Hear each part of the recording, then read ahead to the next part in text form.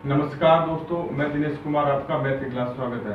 आज हमारा एक्सरसाइज 15.3 है और उसका क्वेश्चन क्या है, नो से हम शुरू कर रहे हैं। क्वेश्चन नो क्या कहता है, दी गई आकृति में छायांकित डिजाइन का क्षेत्रफल ज्ञात कीजिए जहाँ ABCD भुजा 10 सेमी का एक वर्ग है। यानी ABCD एक वर्ग है, वो 10 सेमी भुजा का है। ठीक है, फिर क्या कहता है, तथा इस वर्ग की प्रत्येक भुजा को व्यास मानकर, यानी इस वर्ग की प्रत्येक भुजा को व्यास मानकर एक हमने क्या है, अर्धवृत्त खींचा है। इसको भी हमने व्यास मानकर अर्धवृत्त खींचा है और इसको भी हमने व्यास मानकर अर्धवृत्त खींचा है और इसको भी व्यास मानकर अर्धवृत्त खींचा है। हमें छायांकित भाग का क्षेत्रफल ज्ञात करना है। ठीक है, तो छायांकित भाग का क्षेत्रफल कैसे निकला, इस पूरे वर्ग के क्षेत्रफल में से तो बिना छायांकित भाग का क्षेत्रफल है उसको हम घटा देते हैं। जैसे मान लो इस बिना छायांकित भाग वाले को हमने फर्स्ट नाम दे दिया, इसका सेकेंड, इसका हमने थर्ड, इसको हमने फोर्थ। यानी इस पूरे वर्ग के क्षेत्रफल में से ये जो बिना छायांकित भाग वाला है ना, उसको हम घटाते हैं, हमारा क्या आ जाएगा, छायांकित भाग का क्षेत्रफल। ठीक है, ठीक है। अब हम क्या करते हैं, अछायांकित, देखो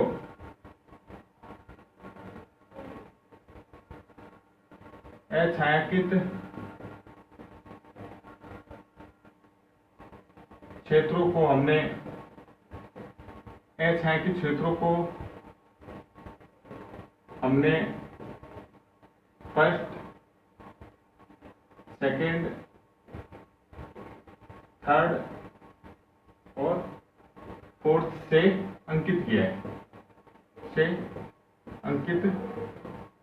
है, ठीक है।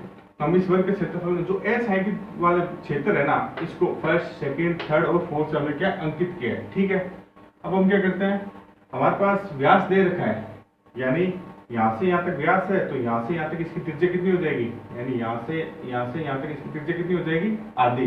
तो व्यास हमारा दे रखा है कितना, 10 सेमी। यानी प्रत्येक भुजा का व्यास 10 सेमी है, तो यानी प्रत्येक भुजा की त्रिज्या भी कितनी होगी, 5। तो प्रत्येक भुजा का व्यास 10 सेमी, तो प्रत्येक भुजा की त्रिज्या कितनी हो जाएगी, त्रिज्या 10 सेमी बटा 2, यानी कितना आ जाएगा, 5 सेमी।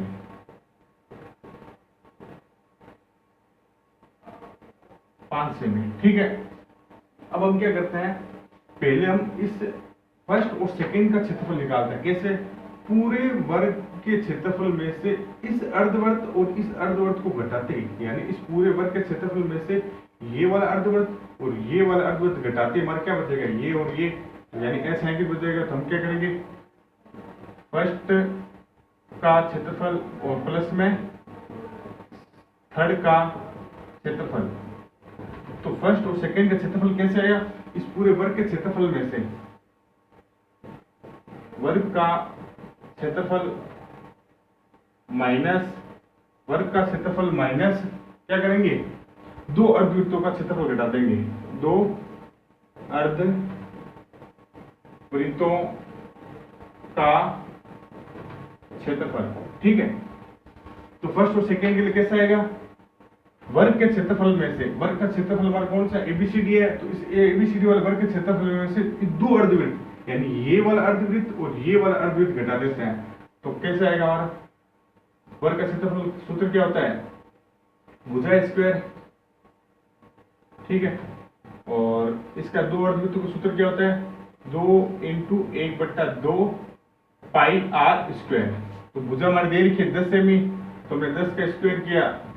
ठीक है, फिर 2 और इंटू 1/2 और पाई हमारा होता है 22/7 और r हमारी दे रखी है 5, तो हम यहाँ करेंगे 5 × 5। ठीक है, तो 10 का स्क्वायर किया, हमारा कितना आया, 100, और 2 से 2 कट गया। अब हमारे पास क्या बचा, 22 × 25, तो 22 × 25, और उसके बाद हमने क्या किया, बट्टा में 7 लगा दिया। ठीक है, 22 × 25, तो 22 के 25 से गुणा करते क्या आता है हमारा, 22 के 25 से गुणा करते हैं,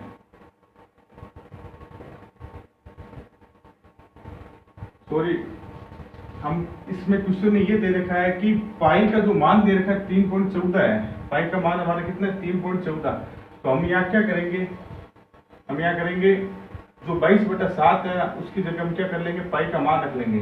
तो यानी जो हमारा पाई का मान है उसको हम क्या करेंगे, 3.14 लेंगे, क्योंकि क्वेश्चन में बोला है कि पाई का मान हमें क्या लेना, 3.14। तो हम क्या करेंगे, 3.14 की यानी 3.14 की गुणा हम किससे करेंगे, 2 यानी 25 से। ठीक है, 22/7 नहीं लेंगे क्योंकि पाई का मान इसमें दिया है। अब 3.14 की गुणा हम 25 से करते हैं, हमने यहाँ इसकी गुणा की, डायरेक्ट कितना आया 100 माइनस 78.50, तो घटाएगा तो हमारा कितना आएगा, 100 में से 78 घटाएंगे 22 में से 0.5 घटाएंगे क्या आएगा 21.5, तो यानी क्या आएगा 21.50 सेंटीमीटर स्क्वायर। ठीक है, तो यानी हमारा फर्स्ट और सेकेंड का, इसका और इसका क्षेत्रफल हमारा आ चुका है 21.5 सेंटीमीटर स्क्वायर। इसी प्रकार हम इस थर्ड का और फोर्थ का निकालेंगे। इसी प्रकार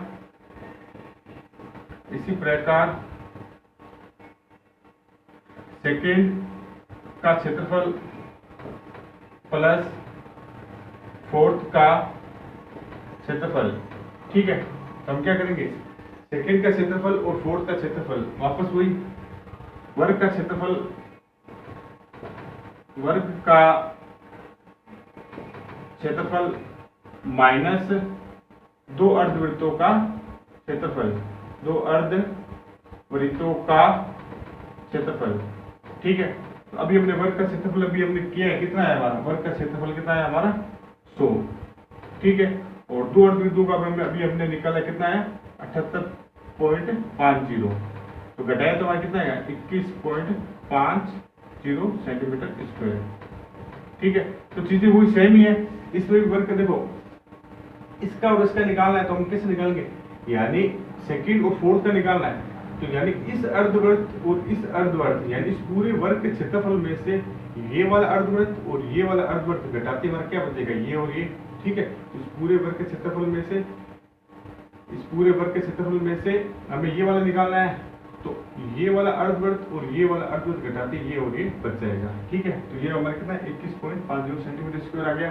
ठीक है, अब हम क्या करेंगे, इस पूरे वर्ग के क्षेत्रफल में से इन चारों जो अछायांकित वाले भाग को घटाते हुए छायांकित आ जाएगा, तो हमारा क्या निकालना हमें, छायांकित भाग का क्षेत्रफल।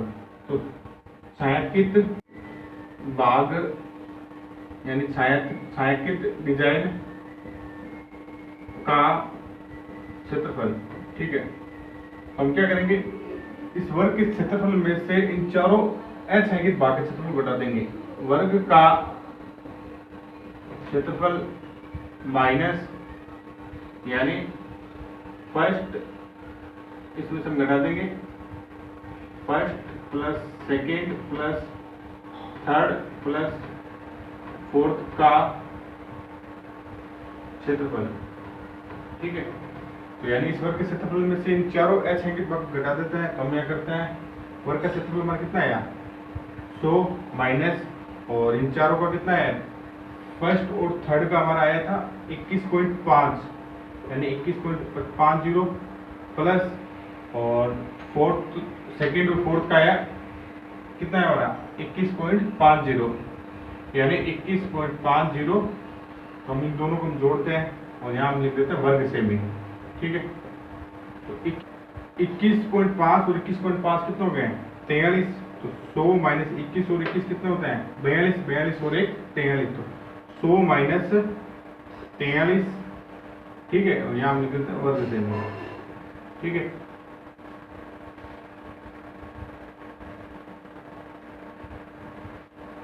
तो 100 में से 43 घटे तो क्या बचा हमारा 57 वर्ग सेमी। ठीक है, तो हमारा क्वेश्चन कितना हो गया 9वां। अब क्वेश्चन 10वां। तो क्वेश्चन 10 क्या कह रहा है, दी गई आकृति में अर्धवृत्त की त्रिज्या 7 सेमी है और अर्धवृत्त में बना वृत्त का क्षेत्रफल ज्ञात करो। यानी जो ये अर्धवृत्त बना है इसकी जो त्रिज्या दे रखी कितनी है 7 सेमी है। जो इस अर्धवृत्त की त्रिज्या है तो ये भी इसकी त्रिज्या है ना, तो यानी जो इस वृत्त के अंदर जो ये त्रिज्या है वो इस वृत्त की क्या है व्यास है। ठीक है, तो वृत्त का व्यास हमें पता है तो हम उसकी त्रिज्या निकाल सकते हैं। ठीक है, अर्धवृत्त में अर्धवृत्त की त्रिज्या, जो अर्धवृत्त की त्रिज्या, यानी जो अर्धवृत्त की त्रिज्या है वह, जो अर्धवृत्त की त्रिज्या है वह अर्धवृत्त में बना अर्धवर्त में बना वृत्त का व्यास है। ठीक है, तो लाइन क्या कह रही है, जो अर्धवर्त की त्रिज्या है वह अर्धवर्त में बना वृत्त का व्यास है। ठीक है, तो अब हमारे पास अतः व्यास हमारा कितना है, अतः वृत्त की त्रिज्या कितनी है, वृत्त की त्रिज्या, तो अतः वृत्त की त्रिज्या कितनी होगी, तो ये हमारी 7 थी, तो ये भी हमारी कितनी होगी, 7 होगी, तो यानी 7/2, तो 7/2 हमारी कितनी होगी, 3.5 सेमी। ठीक है, अब हम क्या करेंगे, वृत्त का क्षेत्रफल का सूत्र लगा देंगे। वृत्त का क्षेत्रफल पाई आर स्क्वायर, पाई का मान 22/7, आर हमारी देर की 3.5 इंटू 3.5, तो पॉइंट डेटा बट्टा में क्या लगे 10। ठीक है, तो 7 के पहाड़े में 35 5 बार और आ गया। अब देखो 5 और 10 करता है 5 1 बार और 10 2 बार, 2 22 के पहाड़े में 11 बार। ठीक है, तो 11 इंटू 3.5, तो हम इसकी डायरेक्ट गुणा कर लेते हैं, 3 की से 3 5 और 8 38.5 वर्ग सेमी हमारा क्या आया, आंसर आया। ठीक है, तो हमारा आंसर कितना है, 38.5 वर्ग सेमी। क्वेश्चन 11 क्या कहता है कि यदि कैपिटल R1 और कैपिटल R2 त्रिज्या वाले वृत्त की परिधियों का योग R त्रिज्या वाले वृत्त की परिधि के बराबर हो तो सही विकल्प बताना है। ठीक है, जैसे मान कह रहा है ये एक परिधि दे रखी है और एक ये परिधि दे रखी है, और कह रहा है इसका इन दोनों का योग इस परिधि के योग के बराबर है, यानी ये R1 परिधि का योग है और ये R2 परिधि का योग है, और ये कह रहा है इसके बराबर है, तो इनमें से अपने को सही विकल्प बताना है। ठीक है, तो देखो ये कह रहा है पहला है R1 प्लस R2 बराबर R के बराबर है, R1 प्लस R2 का योग इस R से बड़ा है, फिर कहता है R1 प्लस R2 का योग इस R से छोटा है, फिर कहता है निश्चित कुछ नहीं कहा जा सकता। तो क्वेश्चन में सिंपल सी बात बोली है कि R1 व R2 त्रिज्या वाले वृत्त की परिधियों का योग R वृत्त वाले परिधि के बराबर है। ये कह रहा है R1 प्लस R2 परिधि का योग इस R के बराबर है, ये R1 और R2 परिधि का योग किस परिधि के बराबर है, R के बराबर। तो हमें ये वाला ऑप्शन कहीं दिख रहा है, R1 प्लस R2 इन दोनों का योग इस R परिधि के बराबर है, तो यही है। क्योंकि कारण क्यों, क्योंकि जैसे इस 2 पाई R1 और इस 2 पाई R2 का योग इस 2 पाई R के बराबर है, यही तो इसने बोला है कि कह रहा है कि R1 और R2 त्रिज्या वाले वृत्त की परिधि, यानी इस R1 और इस R2 इस परिधियों इन दोनों परिधियों का योग इस R परिधि के बराबर है। तो हमने जैसे इनमें से कॉमन लिया, हमने क्या चीज कॉमन है हमारी, तो इसमें 2 पाई है, इसमें 2 पाई, हमने 2 पाई बार कॉमन लिया और बचा क्या R1 प्लस R2। ठीक है, फिर यहाँ क्या है 2 पाई R। ठीक है, ये 2 पाई इंटू में उतर गया तो भाग में, तो हमारे पास क्या बचा R1 प्लस R2 बराबर 2 पाई R बटा में 2 पाई, क्योंकि ये 2 पाई इसके बट्टे में आ गए और R1 प्लस R2 में यहाँ लिख लिया और ये इसके बट्टे में आ गए, तो 2 पाई से 2 पाई कट गया। अब अपने पास क्या बचा R1 प्लस R2 परिधि का योग किसके बराबर, R के। तो हमारा पहला विकल्प कौन सा सही हुआ, A। ठीक है, तो A अपना विकल्प सही होगा। अब देखो क्वेश्चन दूसरा क्या कह रहा है, अपने ऑप्शन वाले में बताना कौन सा ऑप्शन सही है। अब 12 क्या कह रहा है, 14 सेमी भुजा वाले वर्ग में बने अंतर्वृत्त की परिधि ज्ञात करो। यानी ये कह रहा है कि एक 14 सेमी भुजा वाला कोई वर्ग है, ठीक है, इस वर्ग के अंदर एक क्या अंतर्वृत्त बना है। ठीक है, ये 14 सेमी वाली भुजा है, तो ये अगर इस अंतर्वृत्त बना है, तो इस अंतर्वृत्त की परिधि क्या होगी, इन चार ऑप्शन में 22 सेमी होगी, 44 सेमी होगी, या 33 सेमी होगी, या 55 सेमी होगी। तो अब आप लोगों को पता है, जैसे मान लो अपने एक वृत्त क्या बनाते हैं,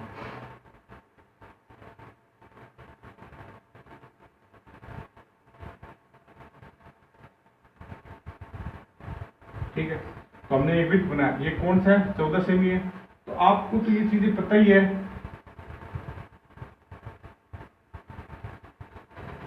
ठीक है, इस आप देखो इस वृत्त के अंदर हमने अंतर्वृत्त बनाया। अब आपको पता है कि जो इस वर्ग की जो ये भुजा है, ये किसके बराबर होगी, इस वर्ग के व्यास के बराबर होगी। आई बात समझ में? जो इस वृत्त की ये वाली जो भुजा होगी ये किसके बराबर होगी, इस वृत्त के व्यास के बराबर। तो हमारे पास भुजा थी वर्ग की, ना ही हमारे पास यहाँ आर था ना कोई बात, हमें ये पता है कि इस वर्ग की जो भुजा है इस वृत्त के व्यास के बराबर है, यानी ये जो वृत्त की भुजा है इस वृत्त के व्यास के बराबर है। तो जब हमें व्यास पता है तो हम उसकी त्रिज्या बता सकते हैं। तो व्यास हमें पता है कितना हमारा 14 सेमी, तो हम इसका आधा कर देते हैं, आर हमारी कितनी हो जाएगी 14/2, तो हमारे कितने आएगी 7। तो हमें क्या बताना है अब इसकी अंतर्वृत्त की परिधि। तो अंतर्वृत्त की सूत्र क्या होता है 2πr, तो 2 का 2 पाई का मान 22/7 और आर हमारी दे रखी कितनी 7, तो 7 से 7 घटा 2 × 22 किया तो कितना हमारा 44 सेमी। तो 44 सेमी का ये ऑप्शन है हमारे, तो ऑप्शन दे रखा है बी, तो बी हमारा कौन सा सही है। ठीक है, तो इस प्रकार हमारे कितने क्वेश्चन हुए 11 और 12। तो तब तक के लिए वीडियो को लाइक कीजिए, शेयर कीजिए और